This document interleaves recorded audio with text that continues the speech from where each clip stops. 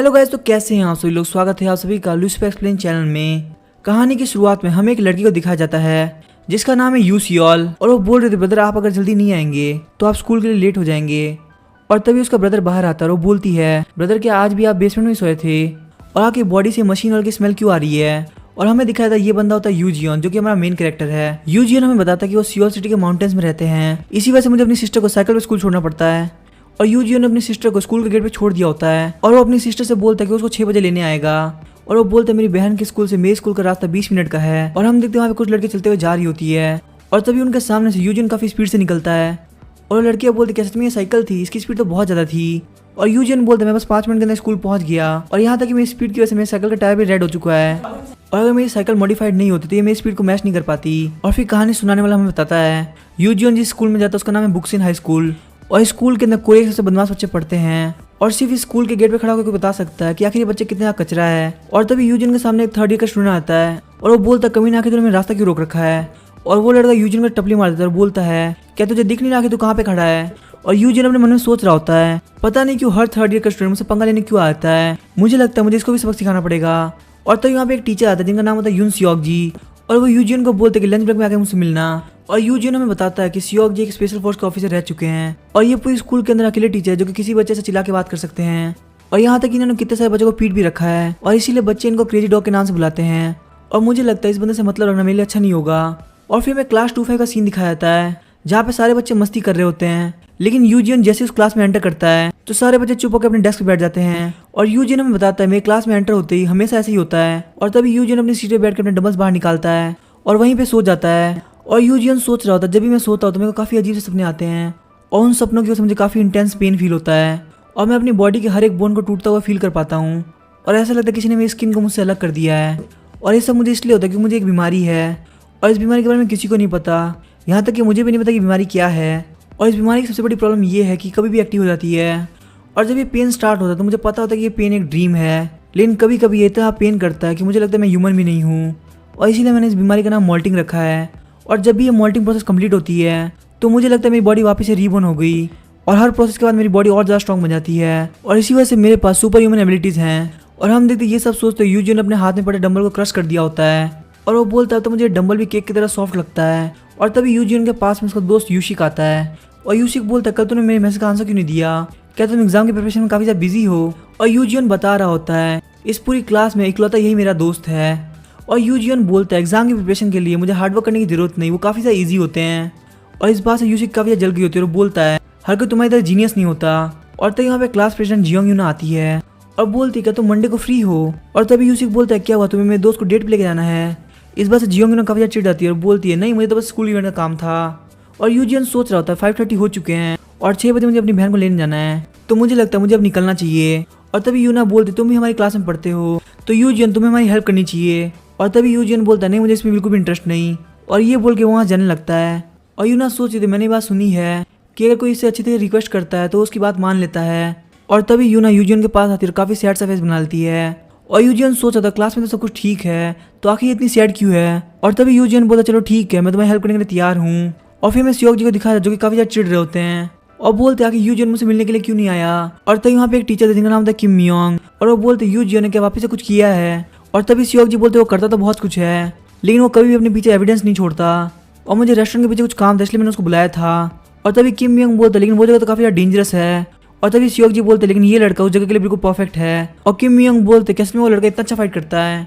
और हम देखते यूजियन स्कूल के बाहर आ गया होता है और चलते हुए जा रहा होता है। और तभी यहाँ पे कुछ बंदे आते हैं और बोलते हैं क्या तुम्हारा नाम यूजियन है, तुम हमारे साथ चलो हमारे बड़े भाई तुमसे मिलना चाहते हैं। और हम देखते किम मियोंग बोल रहे होते क्या आपने कभी उसको फाइट करते हुए देखा है। और सियोक जी बोलते नहीं मैंने कभी उसे फाइट करते हुए नहीं देखा। और सियोक जी बोलते जब से वो ट्रांसफर हुआ है उसकी किसी से फाइट की न्यूज़ नहीं आई और अगर उसकी फाइट हुई भी होगी तो किसी ने हमें रिपोर्ट नहीं किया और लगता है उसे कोई ना कोई तो बचा रहा है। और तभी किम मियोंग बोलते लेकिन यूजियन की वजह से क्लास 25 के अंदर कोई भी दिक्कत नहीं होती और जब तक यूजियन उस क्लास में ट्रांसफर नहीं लिया था तब तक वो सबसे ज़्यादा बदमाश क्लास थी, लेकिन अब वो क्लास पूरी तरह से बदल चुकी है।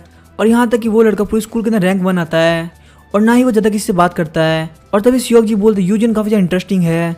और हम देखते यूजियन उन सारे बंदों को काफ़ी बुरी तरह से मारा होता है और यूजियन से एक बंदा बोल रहा था प्लीज़ मुझे माफ़ कर दो। और तभी यूजियन बोलता है क्या जो भी कुछ हुआ है तुम्हें किसी और को बताओगे। फिर हम देखते सीन चेंज होता है और हमें यून सियोल को दिखाया जाता है और तभी वहाँ पे उसकी फ्रेंड जूही आती है और वो बोलती है आखिर तुम यहाँ पे क्या करेगा, क्या तुम्हें जाना नहीं है? यूनसियोल बोलती मेरे ऊपर मुझे 6 बजे लेने आने वाले हैं, इसीलिए मैं यहाँ पे उनका वेट कर रही हूँ। ये सुन के जूही बोलते क्या यूजियन आने वाले हैं? लेकिन वो तो सेकंड ग्रेड में है ना, तो क्या उनके स्कूल उनको अलाउ करती है? और तभी यूनसियोल बोलती लेकिन तुम तो स्कूल के बारे में जानती हो ना। तभी जूही बोलती लेकिन आगे वो स्कूल में क्यों गए, वो तो पढ़ाई में काफी ज्यादा अच्छे हैं। यूनसियोल बोलती वहाँ पे एक एक्सीडेंट हुआ था। तभी जूही बोलती क्या एक एक्सीडेंट? तभी यूनसियोल बोलती सब लोग बोलते कि मेरे ओपा की गलती थी, लेकिन मुझे नहीं पता वहाँ पे क्या हुआ था। तभी जूही बोलती लेकिन इस तरह से तुम अकेडमी के लिए लेट हो जाओगी। यूनसियोल बोलती लेकिन मुझे मेरे ओपा का वेट करना है और मुझे पता है वो किसी वक्त आते ही होंगे। तभी हमें यूजिन को दिखाया जिसने बहुत सारे बंदों को मार रखा होता है और वहाँ पे जो बंदा उससे माफी मांग रहा था वो बोलता है आखिर ऐसा कैसे हो गया, अभी थोड़ा टाइम पहले तो हम वहाँ पे थे। और हमें थोड़े टाइम पहले का सीन दिखाया जाता है जहाँ पे कुछ बंदे यूजिन के पास आए होते हैं और बोलते हैं हमारे बिग ब्रदर तुमसे मिलना चाहते हैं। लेकिन यूजिन उन लोगों को बोलता है मुझे तुम लोगों में बिल्कुल इंटरेस्ट नहीं है, तो तुम लोग यहाँ चले जाओ। लेकिन वो लोग उसको जबरदस्ती वहाँ से ले जाते हैं और वहाँ पे उनका बिग ब्रदर बोल रहा होता है तो यही है वो बंदा जिसकी वजह से स्कूल में काफी ज्यादा शांति है और चलो तुम इस लड़के के साथ वार्म अप कर लो। उसके बाद हम सोचेंगे हमें क्या बात करनी है और हम देखते तो सारे बच्चे यूजिन के ऊपर अटैक कर देते हैं। और जैसे वो लोग यूजिन पर अटैक करने के लिए आते हैं यूजिन अपने पावर को एक्टिवेट कर लेता है और वो बोलता है जितना स्लो मुझे म्यूजिक नहीं दे रहा है उससे भी ज़्यादा स्लो ये लोग है और मैं इस वर्ल्ड को काफ़ी ज़्यादा स्लो देख पाता हूँ। और अगर ये लोग मेरे लिए स्लो है इसका मतलब मेरी स्पीड काफ़ी ज़्यादा बढ़ चुकी है और मेरे पास जो पावर्स है मुझे लगता है मेरी बॉडी इसको हैंडल नहीं कर पाती। इन पावर्स को यूज़ करते मेरी बॉडी को काफ़ी ज़्यादा गर्म और हैवी फील होता है और ये पूरी दुनिया मुझे स्पेस की तरह दिखती है जिसके अंदर मैं हर एक मूवमेंट को वेव्स की तरह देख पाता हूँ। और तभी हम देखते एक बंदा उसको अटैक कर देता है और यूजियन बोलता है अगर सही टाइम में 2 उंगली से भी अटैक किया जाए तो हम एक बैट को भी काफी आसानी से पीछे ढकेल सकते हैं। और तभी दूसरा बंदा उसके ऊपर अटैक करता है और यूजियन बताता है अगर हम स्पेस के अंदर डिस्टर्बेंस कर दे तो हम इस बैट को फायरवर्क की तरह फोड़ सकते हैं। और ये जो स्पेस के आर पार देखने की पावर है यही वो चीज है जो कि मेरे पेन को भी सेटिस्फाई करती है। और यूजियन ने मार मार कर उन बंदों की हालत खराब कर दी होती है और यूजियन बताता है इनमें से कुछ बंदे अपनी स्ट्रेंथ को यूज नहीं कर पाएंगे और वहीं इनमें से कुछ जोर से चिल्लाने लायक नहीं बचे। और ये जो बंदा है मैं इसकी गारंटी लेता हूँ इसको पक्का सर्जरी की जरूरत पड़ेगी। और तभी हम देखते जब उनका बिग ब्रदर पीछे देखता है तो काफ़ी ज़्यादा शॉक हो जाता है क्योंकि उसके हिसाब से ये सब इतना फास्ट हुआ कि वो सिर्फ अपनी जेब से सिगरेट निकाल पाया। और इस बंदे को देख के मुझे फील हो रहा है जैसे कि ये स्पेस में ट्रेवल कर सकता हो। तभी हम देखते यूजिन उसको थप्पड़ मारता है और वो बॉस बोलता है कि तुम्हारी हिम्मत कैसे मुझे थप्पड़ मारने की। और फिर यूजिन उसको एक पंच मारता है और वो बॉस सोच रहा होता है मेरी पूरी बॉडी काँप रही है और मैं कुछ सोच भी नहीं पा रहा। और हम देखते यूजिन उसको एक और पंच मारता है जिससे उसके दांत भी टूट जाते हैं। और तभी वो अपने पास पड़े नाइफ को पकड़ने लगता है लेकिन यूजिन उसके हाथ पे काफ़ी तरीके किक मारता है और वो बहुत सोच रहा था उसको मुझे कुछ भी फील नहीं हो रहा था। बस मेरे माइंड में एक चीज़ थी कि ये बंदा काफ़ी ज़्यादा खतरनाक है और मुझे इससे काफ़ी ज़्यादा डर लग रहा है। और जब यूजिन टाइम चेक करता है 5:43 हो गए होते हैं और तभी यूजिन उससे उसका फ़ोन ले लेता है और उसके फ़ोन से अपने फ़ोन के अंदर डाटा ट्रांसफर कर लेता है और फिर वहाँ पड़े नाइफ को उठा लेता है और बोलता है तो क्या तुम यहाँ पे जो भी हो किसी को बताओगे? तभी वो बॉस बोलता है नहीं मैं इसके बारे में कभी बात नहीं करूँगा।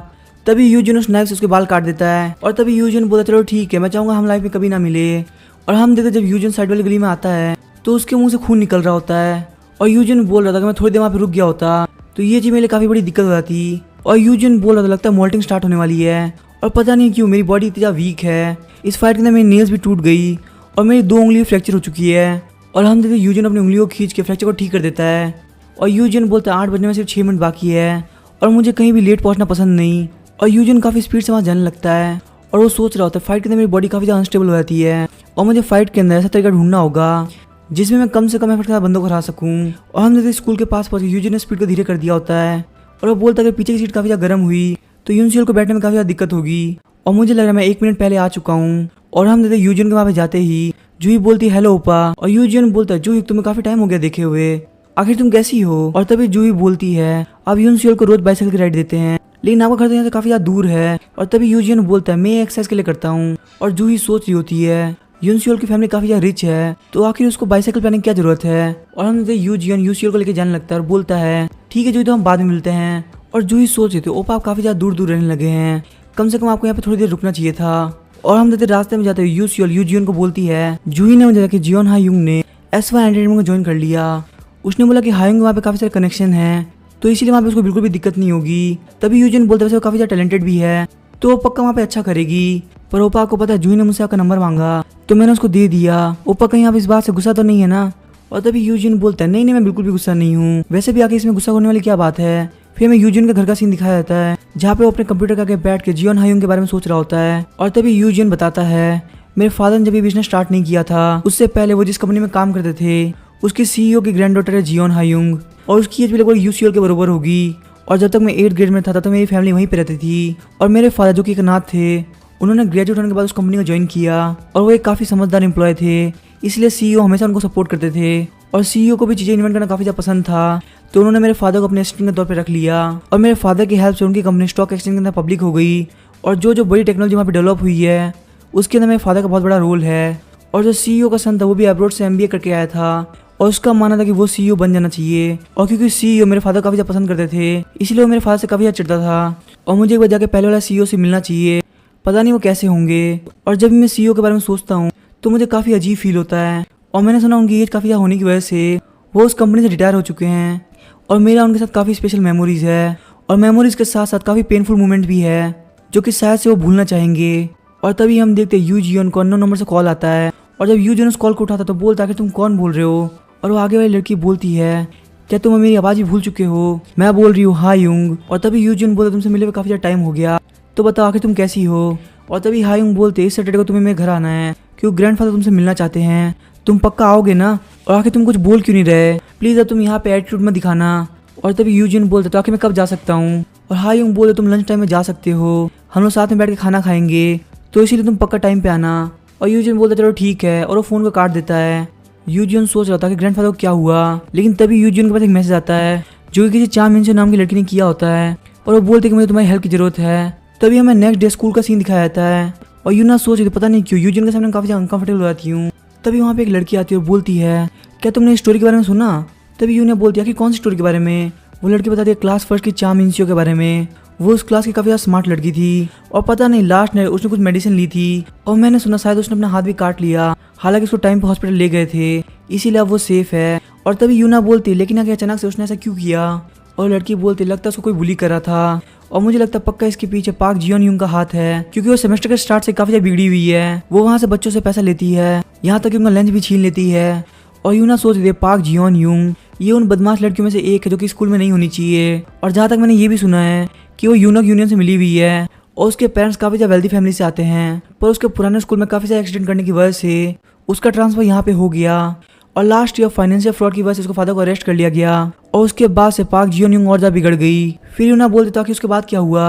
तभी वो लड़की बोलती है मिनसियो फैमिली काफ़ी ज़्यादा गरीब है, आज लंच टाइम में उसकी मॉम यहाँ पे आई थी और उनके साथ में एक लेटर भी था जो कि चा मिनसियो ने अपना हाथ काटने से पहले लिखा था और इसीलिए लंच टाइम के अंदर स्कूल में काफ़ी ज़्यादा शोर हो रहा था। और तभी यूना बोलती क्या सियोक जी वहाँ पे नहीं आए। और तभी वो लड़की बोलती है सियोक जी के आने से पहले वहाँ पे वाइस प्रिंसिपल आ गए और उन्होंने यहाँ पे सब कुछ चुप रहने के लिए और डिसिप्लिन मेंटेन करने के लिए कहा। और शायद से पार्क जियोन यूंग ने क्लास के सारे बच्चों को डरा रखा था और मुझे लगता है शायद ये इसी वजह से है क्योंकि पार्क जियोन यूंग की मदद काफ़ी पावरफुल बैकग्राउंड से आती है। यूना बोलते सच में काफ़ी ज़्यादा डरावनी बात है और लड़की बोलती सच में काफ़ी ज़्यादा अच्छी बात है क्योंकि हमारी क्लास का एटमॉस्फेयर काफ़ी ज़्यादा अच्छा है। और यूना सोची तो यू जियोन आखिर वो मेरे पीछे क्यों बैठता है, वो स्कूल का नंबर 1 स्टूडेंट जिसको स्टूडेंट के साथ साथ टीचर भी अवॉइड करते हैं और मैंने उसको कभी पढ़ते हुए नहीं देखा, उसके बावजूद भी उसके ग्रेड्स काफ़ी ज़्यादा हाई रहते हैं। और यहाँ तक कि उसको एक बार सारे पेपर के अंदर 0 मिला था जबकि उसने सारे आंसर बिल्कुल सही लिखे थे। और उस इंसिडेंट के बाद में कोई भी यू जियोन के बारे में बात नहीं करता।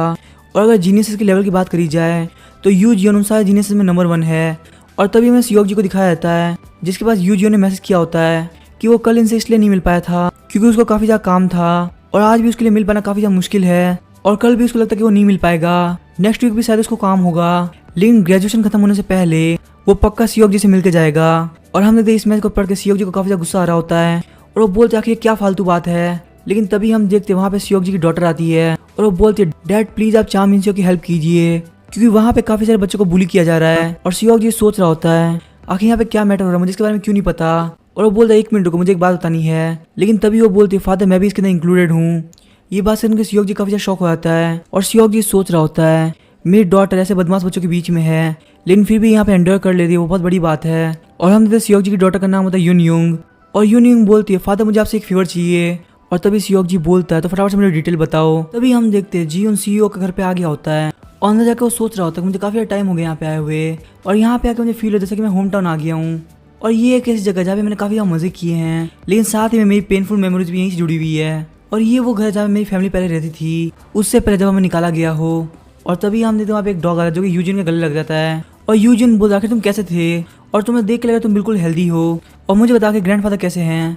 और तभी हम देखते वहाँ पे एक लड़की आती है बोलती है आखिर तुम यहाँ पे क्या कर रहे हो, अगर तुम घर पे आ गए थे तो तुम्हें सबसे पहले अंदर आना चाहिए था क्यों ग्रैंडफादर कम से तुम्हारा वेट कर रहे हैं। सच में यूजिन तुम बिल्कुल भी चेंज नहीं हुए। और हम देखते ये वही सीईओ की ग्रैंड डॉटर होती है जिसका नाम था जियोन हायुंग। और यू जियोन भी सोच रहा था कि टोन बिल्कुल चेंज नहीं हुई, ये भी उतनी अग्रेसिव है। और तभी हायुंग बोलती अंदर एंटर करने से पहले अपने ऊपर की धूल को साफ कर लेना, वरना तुम पूरे घर को गंदा कर दोगे। और यू जियोन सोच रहा होता है हायुंग ये मुझे काफी ज्यादा दिक्कत करती है। तभी हमें अंदर सीईओ को दिखाया जाता है, जिसको याद आ रहा होता है कि उसने अपने बेटे से पूछा था क्या तुम बाइक हो से मिले। और उसका बेटा जियोन इल्जा उसे बोलता है फादर मैं जानता हूं मैंने बहुत बड़ी मिस्टेक करी, लेकिन आखिर ये काम आप यू बाइक हो कैसे दे सकते हैं। और वो अपने मन में सोच रहा होता है यू बाइक हो, उसका बेटा और उसकी पूरी फैमिली मुझे बिल्कुल पसंद नहीं। और वो अपने फादर को बोलता है फादर मैं इस चीज को हैंडल कर लूंगा। और तभी सीईओ बोलते तुम्हारे कहने के साथ ये एक मिस्टेक थी और दूसरे की टेक्नोलॉजी को चुराया। और साथ ही मैंने ये भी सुना कि तुमने अपने एम्प्लॉय को डराया धमकाया है। और तभी इल्जा बोलता है फादर मैंने ऐसा कुछ भी नहीं किया।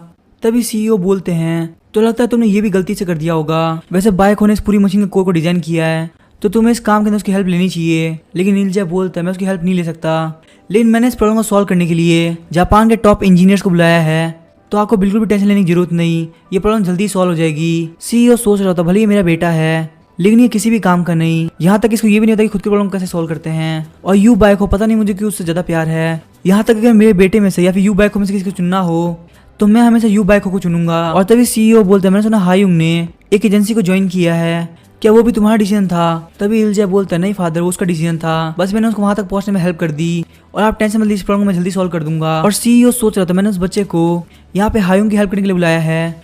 और हम देखते यू जियोन उसके पास पहुंच गया होता है। और तभी सीईओ बोलता है यू जियोन तुम्हें यहाँ पे आने में प्रॉब्लम तो नहीं हुई।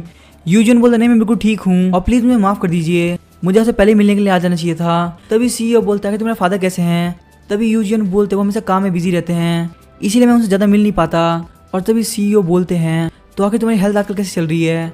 और तभी यू जियोन बोलते लगभग मैं फुली रिकवर हो चुका हूँ। तभी सीईओ बोलता है लेकिन तुमको देख के लगता तुम बिल्कुल ठीक हो। यू जियोन बोलता मुझे थोड़ी बहुत प्रॉब्लम भी है लेकिन वो चीज भी इतनी बड़ी प्रॉब्लम नहीं रही। और सीईओ सोच रहा होता है ये बच्चा बहुत ज्यादा पेन में रहता है और भले ही सर्जरी की वजह से मेरी अपेयरेंस बिल्कुल ठीक हो चुकी हो लेकिन मुझे मेरे हाथ अभी पावरलेस फील होता है। और तभी सीईओ बोलते हैं मैंने तुमको यहाँ पे इसलिए बुलाया है क्योंकि मुझे तुमसे कुछ पूछना था। मैंने सुना है कि हायुंग एसओ एंटरटेनमेंट एजेंसी में बहुत ही जल्दी डेब्यू करने वाली है, क्या तुम्हें इसके बारे में पता था। यू जियोन बोलते हाँ मुझे इसके बारे में पता था। और तभी सीईओ बोलते मुझे इसके बारे में तुम्हारी हेल्प चाहिए थी। और तभी यू जियोन बोलते आप जैसा बोलेंगे मैं वैसे ही करूंगा।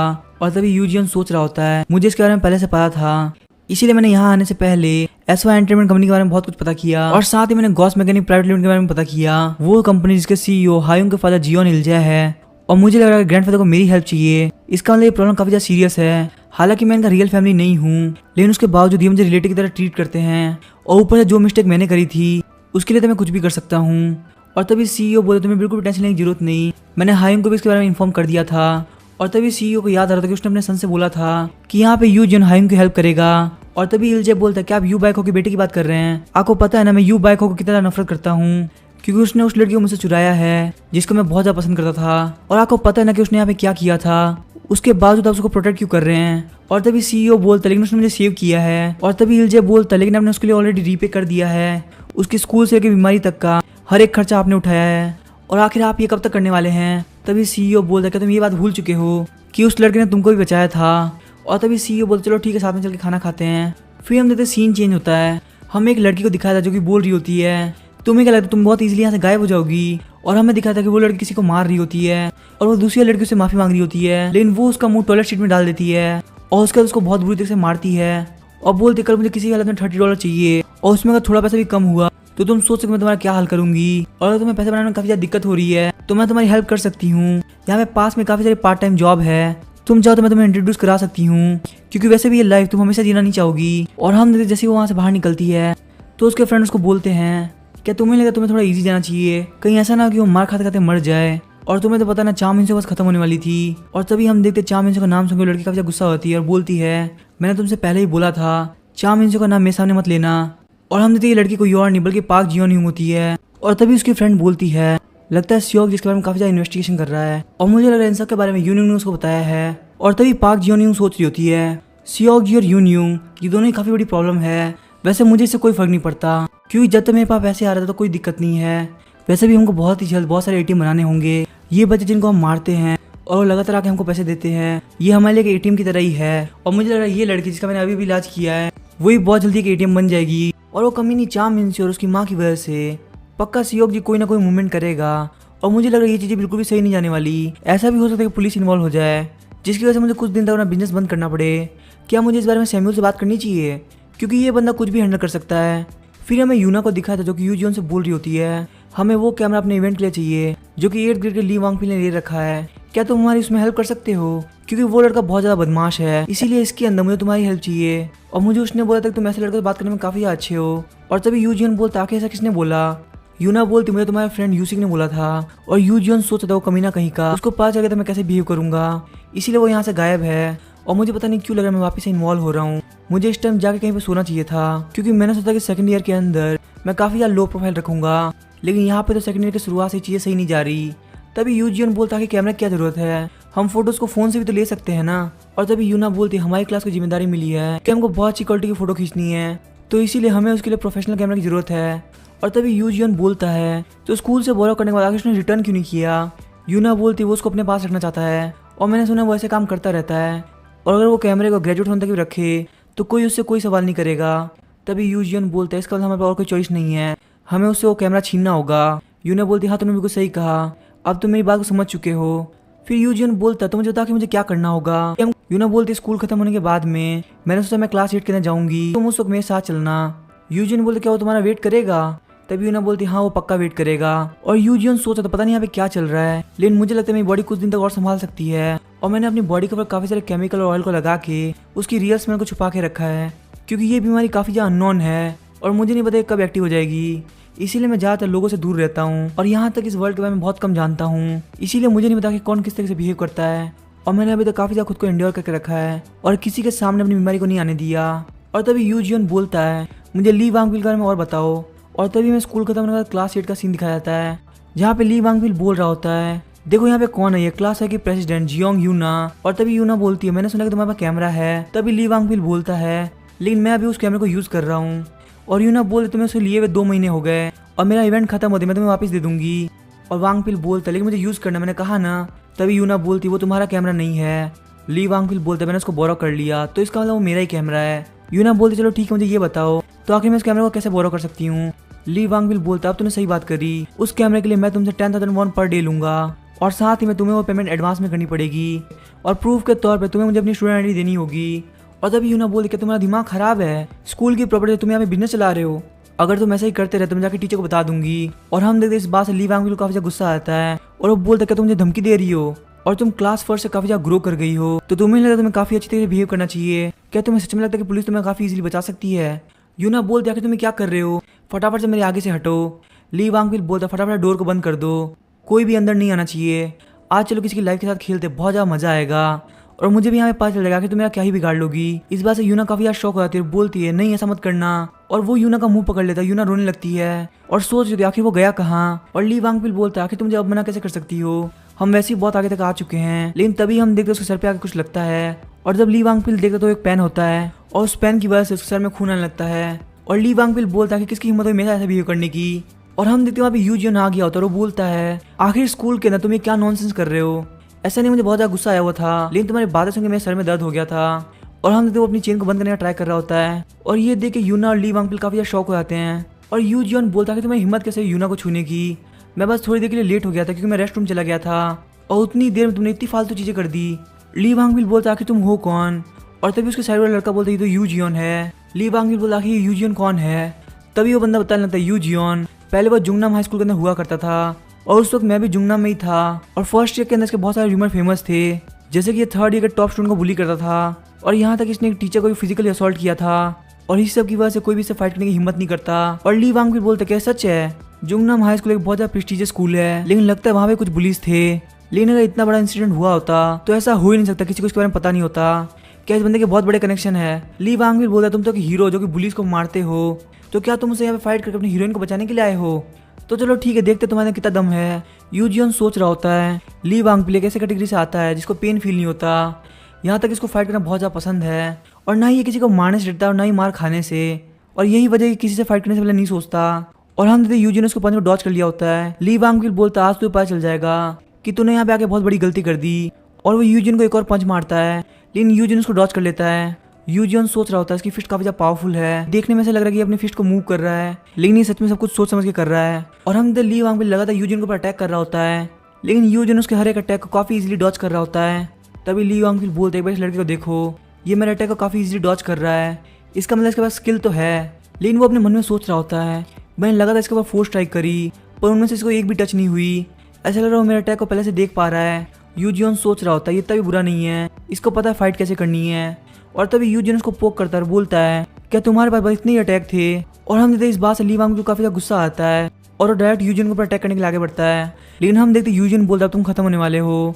तभी कुछ सेकंड बाद हमें दिखाया जाता है ली वांग के मुंह से खून आ रहा होता है। ली वांग फिर सोच रहा होता है ये बंदा अभी वैसा ही सेम है, लेकिन सिर्फ इसके एक पंच की वजह से मुझे ऐसा फील है जैसे बंदा 2 बन चुका है। और मैंने जैसे इसको ऊपर अटैक किया पता नहीं कहाँ से 2-3 पंच मेरे मुंह पे लगे और ये लड़का इतना फास्ट है कि मैं इसको डॉज भी नहीं कर पाया। और तभी ली वांग बोल रहा होता है तुम बस मुझसे एक पंच खा लो उसके बाद तुम नहीं बचोगे। यूजियन बोलता है तुम मेरी जगह पे होते तो तुम क्या पंच खाते। और ली वांग सोच रहा होता है मैं हर बार उसको पंच मारने वाला होता हूँ, लेकिन पता नहीं क्या होता है वो अचानक से डॉज कर लेता है। इस बात से मुझे काफ़ी ज़्यादा गुस्सा आ रहा है, लेकिन मैं इसको यहाँ पे नहीं छोड़ने वाला। और हम देखते वो वापस यूजियन को अटैक करने के लिए आगे बढ़ता है। लेकिन जब वो यूजियन की फिस्ट की तरफ देखता है तो वो अचानक से वहाँ पे रुक जाता है और वो देखता है कि यूजियन उसको अटैक करने वाला है और वो बहुत ही स्पीड से अपने मुंह को कवर कर लेता है। ली वांग सोचता है उसका एंड काफ़ी ज़्यादा बेकार होने वाला है, ये बंदा कोई वैसा इंसान नहीं है जिससे वो फाइट कर सके। लेकिन हम देखते यूजियन को किक मार के हवा में उठा लेता है और यूजियन सोचता था मुझे उसकी बॉडी का वेट एक बलून की तरह लग रहा था, इसीलिए मैं उसको एक उंगली से भी उठा सकता था। और हम देखते ली वांग जैसे नीचे आ रहा होता है यूजियन उसको लगातार पंचेस मारने लगता है और हम देखते ली वांग वापस नीचे आ ही नहीं रहा होता। और हम देखते उसकी हालत काफ़ी ज़्यादा खराब हो गई होती है। और यूजियन बोला तो मुझे बताओ आखिर एक दिन का रेंट कितना है। लेकिन यूजियन वहाँ पे कुछ भी नहीं बोल पा रहा होता और तभी यूजियन उसका मुंह जमीन में मार देता है और बोलता मुझे तुम्हारी आवाज़ सुनाई नहीं दे रही। और तभी ली वांग बोलता है प्लीज़ तुम उसको ले लो। तभी यूजियन वापस उसका सर जमीन में मारता है और ली वांग बोल रहा था प्लीज़ मुझे छोड़ दो। और हमें पता था कि वो जायंट बॉडी डर के मारे काँप रही थी। और तभी यूजियन बोलता है मेरी तरफ देखो, मैं तुम्हें यहाँ पे 2 ऑप्शन देता हूँ, या फिर तो यहाँ पे तुम्हारी लेफ्ट आई जाएगी या फिर तुम्हारे यहाँ पे राइट आर्म जाएगा, तो तुम यहाँ पे चूज करो तुम किसके बिना रह सकते हो। और वैसे मुझे लगा तुम्हारे खत्म हो जाने से इस दुनिया कुछ खास फर्क पड़ेगा, तो मुझे बताकर तुम इस बारे में क्या सोचते हो। ली वांग फिर रोने लगता है और बोलता है प्लीज मुझे माफ कर दो, मैं प्रॉमिस करता हूँ आज के बाद मैं कभी ऐसा नहीं करूंगा। ली वांग भी बोल रहा था प्लीज मुझे कोई बचा लो। और डर के मारे उसने अपनी आंखें बंद कर दी होती है और वहाँ पे वो जमीन को अपनी नेल से खरोचने लगता है जिससे उसकी नेल्स भी टूट जाती है। और तभी उसको राइट आर्म में कुछ फील होता है और अचानक से वो अपनी आंखें खोलता है और यूजियन ने नाइफ से उसके हाथ में छोटा सा कट लगा दिया होता है। लेकिन वो डर ली वांग की आंखों में क्लियरली देखा जा सकता था। और तभी यूजियन सोचता था ऑर्डिनरी हाई स्कूलर के लिए मुझे लग रहा है ये मोर देन इनफ होगा और इतना डर इसको जिंदगी में कभी गलत काम नहीं करने देगा। और जो बंदे खुद पेन को फील नहीं कर सकते उनको नहीं पता कि दूसरों को चोट देने में कितना ज्यादा पेन फील होता है। और हम देखते ली वांग के सारे बंदे बोल रहे होते हैं ठीक है तो हम यहाँ से जाते हैं, हम लोग इसमें इन्वॉल्व नहीं थे। और तभी हम देखते यूजियन उनके पास पहुंच जाता है और बोलता है तुम्हारे साथ मुझे ज्यादा एफर्ट लगाने की जरूरत नहीं पड़ेगी क्योंकि तुम्हें बहुत जल्दी पेन फील होने लगेगा। और हम देखते यूजियन उनमें से एक को थप्पड़ मारता है जिससे वो काफी दूर जा गिरता है और वापस एक को थप्पड़ मारता है जिससे वो 4-5 गुलाटी करके दूर जा गिरता है। और तभी यूजियन यूना को बोलता है यूना तुम यहाँ रूमर्स को स्प्रेड नहीं करोगी ना। यूना भी काफी डर रही होती है और बोलते हाँ मैं कभी नहीं करूंगी। और तभी यूना सोची अब मुझे पता चल गया कि आखिर स्कूल में इसके बारे में कोई भी रूमर फेमस क्यों नहीं है और मुझे लग रहा है अभी जो अंदर हुआ मैं उसके बारे में इससे बात भी नहीं कर सकती। और तभी यूजियन यूना से बोलता है क्या तुम्हें कोई और हेल्प चाहिए।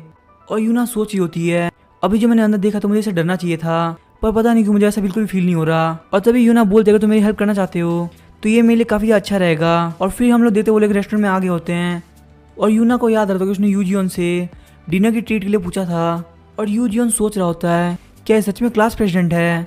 और तभी यूना बोलती है आज के इंसिडेंट में इसमें काफ़ी ज़्यादा शौक थी और सच में ये चीज़ काफ़ी ज़्यादा थकाने वाली थी।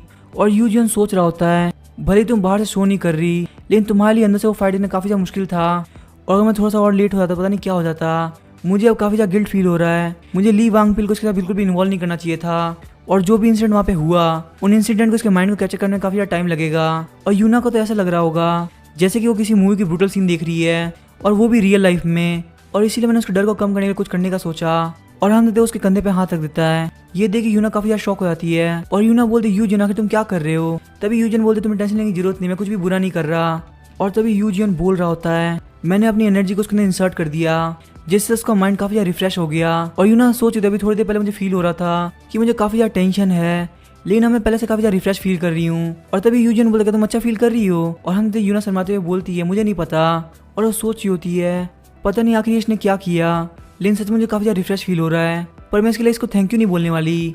और तभी यूना बोलती मुझे लगा तुम्हें ट्रीट देनी चाहिए। और तभी यूजियन बोलता लेकिन तुम मुझे यहाँ पे इसलिए लेके आई क्योंकि तुमने बोला था कि तुम ट्रीट देने वाली हो। तभी यूना बोलती लेकिन तुम काफी ज्यादा रिच हो। और यूजियन बोलता है भले मैं रिच हूँ तो क्या हुआ पर मेरी मॉम मुझे ज्यादा पैसे नहीं देती और ना ही मेरे डैड मुझे पैसे देते हैं। फिर हमें वापस से एक स्कूल का सीन दिखाया जाता है जहाँ पे एक टीचर बच्चों को पढ़ा रही होती है और तभी वो बोलती है सेकंड रो के बच्चे फटाफट से उठ जाओ और मुझे एक स्टोरी को इमेजिन करके बताओ।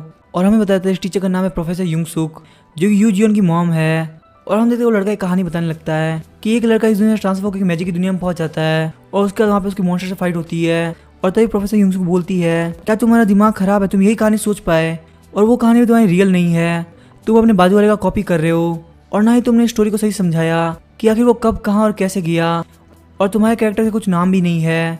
और फिर हम देखते वो क्लास एंड हो जाती है और प्रोफेसर युंग सुक यूजिन को फोन करके बोलती है क्या तुमने खाना खा लिया। और तभी यूजिन बोलते हैं हाँ मैंने तो खाना खा लिया, लेकिन क्या आपका काम खत्म हो चुका है।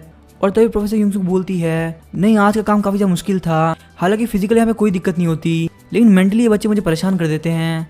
और तभी यूजिन बोलता है मॉम आप ज्यादा टेंशन मत लो। और तभी प्रोफेसर युंग सुक बोलती है मुझे तुम्हारी हमेशा टेंशन रहती है और मुझे काफी ज्यादा बुरा लगता है कि मैं तुम्हारे साथ नहीं रह पाती। और तभी यूजिन बोलता है अगर आपको बुरा लग रहा है तो कैसा रहेगा आप मेरी पॉकेट मनी को बढ़ा दो। और तभी उसकी मॉम बोलता है कि तुम क्या कहने का ट्राई कर रहे हो। यूजिन बोलता है कुछ नहीं मॉम। और तभी यूजिन बोलता है मॉम आखिर डैड कहाँ पे है। और उसकी मॉम बोलते मुझे काम आ गया, मैं तुमसे बाद में बात करती हूँ और वैसे भी बड़ों की बातों में तुम्हें दिमाग लेना चाहिए। और हम देखते यूजिन बैठ के यूसीएल को पढ़ा रहा होता है। यूसीएल बोलती क्या मॉम थी। यूजिन बोलता है हाँ वो मॉम थी। और तभी यूसीएल बोलती है पता है मुझे हायून ने फ़ोन किया था और उसने मुझे बोला कि हम नेक्स्ट वीक से घर जाने वाले हैं। यूजिन बोलता है हाँ उसने बिल्कुल सही कहा। और तभी यूसीएल बोलती लेकिन ऐसा क्यों। यूजिन बोलते क्योंकि ग्रैंडफादर चाहते हैं। यूसीएल बोलते मतलब कंपनी के सीईओ।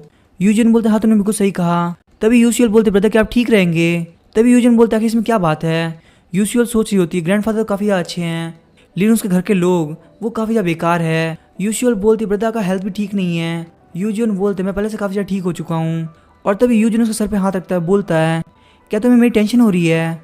और यूजिन सोच रहा होता है जब मुझे काफ़ी ज़्यादा पेन फील होता था और मैं हॉस्पिटल भी नहीं जा सकता था तब मेरी सिस्टर हमेशा मेरे साथ थी, ये चीज़ मुझे काफ़ी अच्छा लगता है। और तभी यूजिन बोलते एक बार अपने आंसू की तरफ देखो, क्या तुम दिन में सपने देख रही हो, तुम्हारे 5 आंसू गलत है। और तभी यूजुअल सोच रही होती है कि ब्रदर भी मिडिल लेवल स्कूल पे है, उसके बावजूद ये प्रॉब्लम को इतनी आसानी से सॉल्व कर लेते हैं। क्या सच में दुनिया में कोई ऐसा इंसान है। नहीं एक इंसान और है जो कि है मेरे डैड। और इन 2 मॉन्स्टर की वजह से मुझे लगता है मैं काफ़ी ज़्यादा डफर हूँ।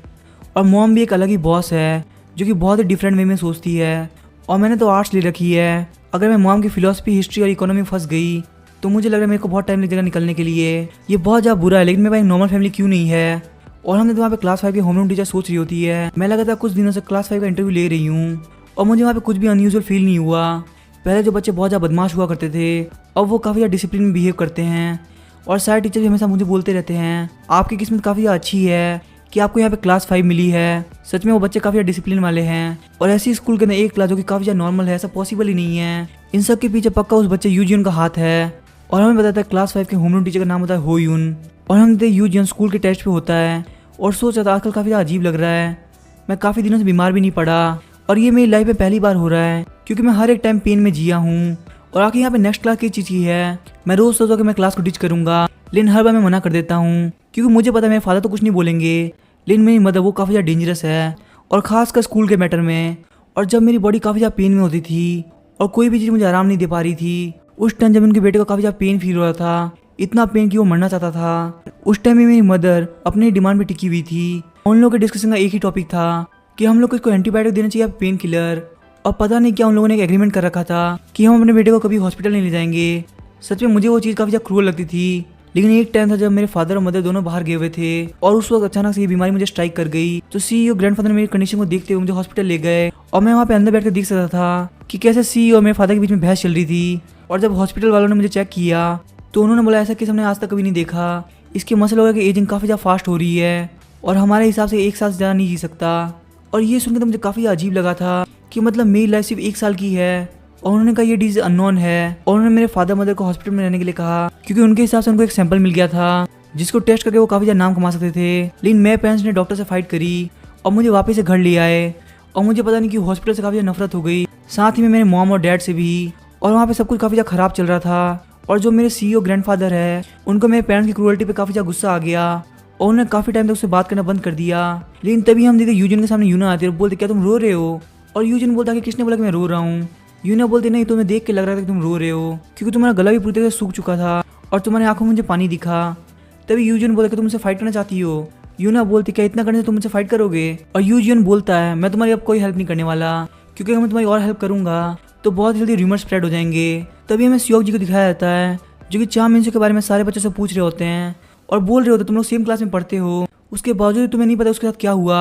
और जब सियोक जी देखते हो बच्ची काफी ज्यादा कांप रही है और वो बोलते चलो ठीक है तुम जा सकती हो और मैं यहाँ पे किसी को नहीं बताऊंगा कि तुम यहाँ पे आई थी। और तो यहाँ पे एक और लड़की आई होती है और वो भी बोल रही थी मुझे नहीं पता इसके बारे में। और तभी हम देखते एक लड़की ने आके पार्क जियोन को सब कुछ बता दिया होता है कि सियोक जी सबको एक एक करके बुला के चाम मिंसू के बारे में पूछ रहे हैं और आज होंग यूंग जुंग का बारी है। और हम देखते इस बात से पार्क जियोन को काफी ज्यादा गुस्सा आता है और वो सोच रही थी टीचर यून सियोक जी तुम ये बिल्कुल भी सही नहीं कर रहे। और तभी पार्क जियोन बोलती है कि आखिर लोग वहाँ पे जाके क्या बोल रहे हैं, क्या तुमने इनसे पूछा। वो दूसरे लड़के बोलते नहीं मैंने इनसे पूछा तो नहीं, लेकिन इन लोग के अंदर इतनी हिम्मत नहीं है कि वो सियोक जी को सच बता सके। और पार्क जियोन सोच रही होती है वाइस प्रिंसिपल और प्रिंसिपल स्टोर से जुड़े हुए हैं तो मुझे पता वो तो दिक्कत नहीं करेंगे, लेकिन यून सियोक जी उन सबसे काफ़ी ज़्यादा अलग है। और जब बात हो ड्रग्स की तो मैं यहाँ पे बिल्कुल भी रिवील नहीं हो सकती और वो कमी चाम मिंसू उसकी वजह से मैं काफ़ी बुरा फंस सकती हूँ। और तभी जियोन यून किसी से फ़ोन में बात कर रही होती है और बोलती है ओपा आखिर क्या हुआ, मैंने आपसे कहा था ना उस लड़की की मॉम का इलाज कर दीजिए। और तभी वो आगे वाला बंदा बोलता है वो कम से कम 3 से 4 बार पुलिस स्टेशन गई है और सच में औरत काफ़ी ज़्यादा दिक्कत कर रही है और मैं नहीं चाहता कि मैं उसको एक्सीडेंट करके खुद के ऊपर अटेंशन लेके आ जाऊँ क्योंकि पुलिस का भी ध्यान उसके ऊपर है। और तभी जियोन यूंग बोलती है तो आखिर उस लड़की के बारे में क्या। तभी वो आगे वाला बंदा बोलता है क्या तुम्हारा दिमाग थोड़ा सा खराब है, आखिर मैं उस लड़की का क्या ही कर सकता हूँ जो कि अपने घर के अंदर बैठी हुई है, यहाँ तक कि बाहर आने से भी मना कर रही है। और तभी जियोन यूंग बोलती है ओपा आप मुझे सही सही बताओ आखिर आपको और क्या चाहिए। और तभी वो आगे लड़का बोलता है जियोन यूंग तुम काफ़ी ज़्यादा चालाक हो, तुम एक काम करो आज रात मेरे लिए कुछ ड्रग लेके आ जाओ।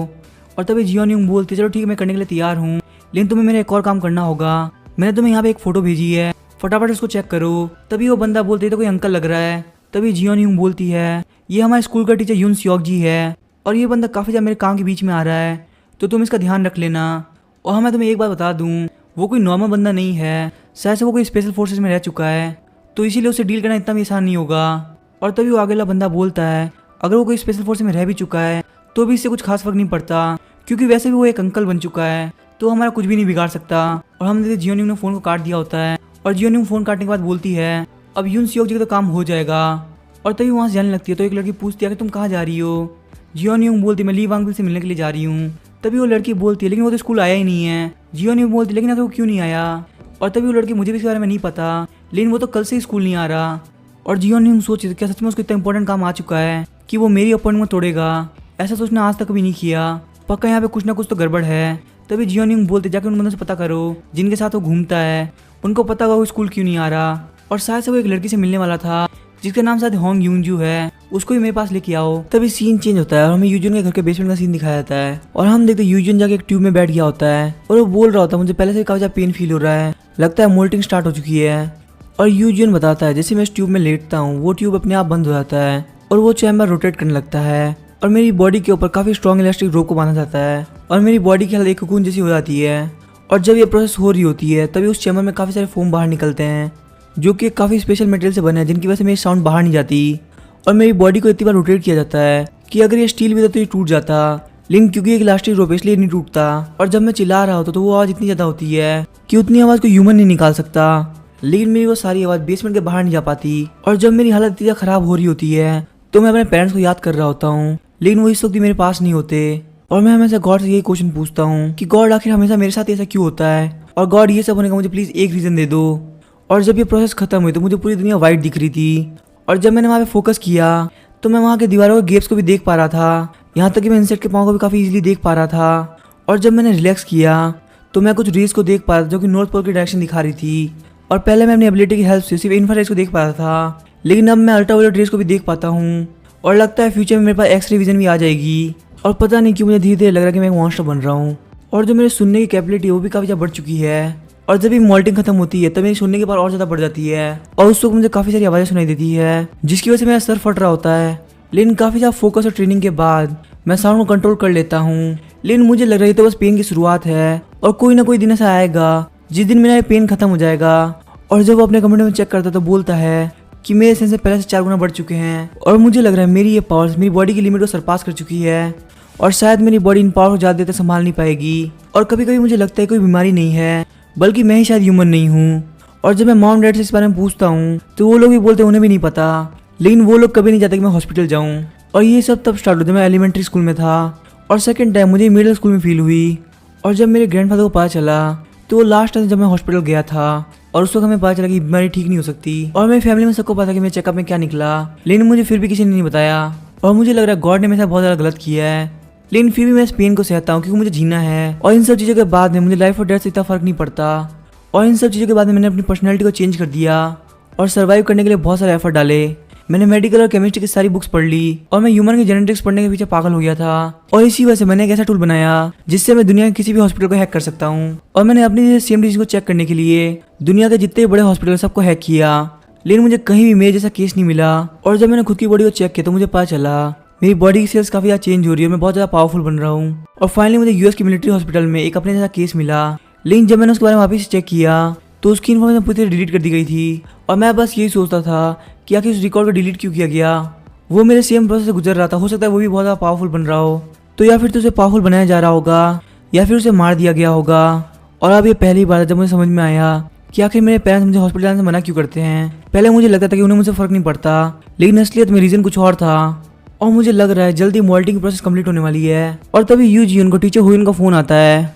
यू जीन बोले मेरी तबीयत ठीक नहीं थी इसलिए मैं कल स्कूल नहीं आया। और तभी टीचर हुइन बोलती है मैंने तुम्हें कल कॉल किया था पर तुमने कॉल नहीं उठाया, अगर तुम्हारी तबीयत खराब है तुम्हें बोल देना चाहिए था। और क्या तुम हॉस्पिटल गए थे? यू जीन बोलते नहीं मैं हॉस्पिटल तो नहीं गया, पर अगर मेरी तबीयत ठीक है तो मैं कल आ जाऊँगा, और अगर मैं नहीं आ पाया तो मैं आपको इन्फॉर्म कर दूंगा। और तभी उसको अपनी बॉडी में कुछ फील होने लगता है और वो बोलता है मॉल्टिंग की प्रोसेस तो कंप्लीट हो चुकी है तो आखिर अब ये क्या है। और तभी उसको वहाँ पे उल्टी होने लगती है। और फिर यू जीन बताइए सब मेरे साथ पहले भी हो चुका है, जब भी मॉल्टिंग कंप्लीट होती है तो मुझे उल्टी होने लगती है और मुझे लगता है मेरी बॉडी के सारे सेल टूट के बाहर निकल रहे हैं और मेरी बॉडी वापस रीजनरेट कर रही है। और इस वक्त मुझे अपने माइंड को पूरी तरह से कॉन्शियस रखना पड़ता है ताकि मैं इस प्रोसेस को कंप्लीट कर सकूं। और ये प्रोसेस कुछ दिनों तक चलती रहती है और इस बीच में बिल्कुल भी आराम नहीं कर सकता क्योंकि इस टाइम मेरी बॉडी काफी ज्यादा वीक हो जाती है। और मैं अपने माइंड की हेल्थ से अपनी बॉडी को उस तरह से ढालता हूँ। और हम देखते पूरे 4 दिन बीत गए होते हैं और वो प्रोसेस कंप्लीट हो गई होती है। और यूजीन बोलते मैं लगातार 4 दिन एब्सेंट हो गया, टीचर हुई तो मुझे मार ही डालेगी। और जब वो फोन उठाता तो उसकी मॉम का मैसेज आया होता है और उसकी मॉम ने उसको बोला होता है कि तुम हिम्मत रखना। और हम यूजीन को चलने में काफी ज्यादा दिक्कत हो रही होती है। और जब अपनी चेयर पे आके बैठता है तो बोलता है कि मैंने मुश्किल से 5 कदम चले हैं, पर मुझे लग रहा है कि मैंने 10 किलोमीटर की रनिंग करी हो। और शायद ये तीसरी बार नहीं बल्कि चौथी बार हुआ है मेरे साथ। और फिर यूजीन वहाँ पे नहाने के लिए जाता है और वो बोलता है जिस पानी में नहाता हूँ वो एक स्पेशल केमिकल है और वो मेरी बॉडी के लिए बाहर से कोटिंग का काम करता है जिससे मेरी बॉडी स्ट्रांग रह पाए और इससे मेरी बॉडी की रियल स्मेल भी छुप जाती है। और नहाने के बाद अब मेरी बॉडी इतनी वीक फील नहीं हो रही, हालांकि मुझे काफ़ी अजीब फील हो रहा है, पर कोटिंग ने काफ़ी अच्छी तरह से काम किया। पर फिर भी मेरी बॉडी काफ़ी ज़्यादा सेंसिटिव है, अगर मैं अपनी स्किन को जोर से खींच दूँ तो वो फट जाएगी। और फिर यूजीन अपनी बॉडी के ऊपर परफ्यूम लगाने लगता है जो कि उसने खुद ने रेडी किया होता है और वो बोलता है ये मेरी बॉडी की स्मेल को पूरी तरह छुपा देगी। और फिर यूजीन बोलता है कि मुझे गॉड ने काफ़ी ज़्यादा पेन दिया है इसीलिए मैं अपनी बॉडी को रिक्रिएट कर रहा हूँ। उसके लिए मैं 2 इम्पॉसिबल प्रोजेक्ट पर काम कर रहा हूँ। सबसे पहले ह्यूमन बॉडी को समझना, और ह्यूमन की बॉडी को समझने के बाद मैं अपनी बॉडी को गॉड के लेवल का बनाऊंगा। अब इसके आगे क्या होगा हम नेक्स्ट एपिसोड बनाएंगे। वीडियो पसंद है चैनल को सब्सक्राइब करके वीडियो को लाइक कर देना। Thank you.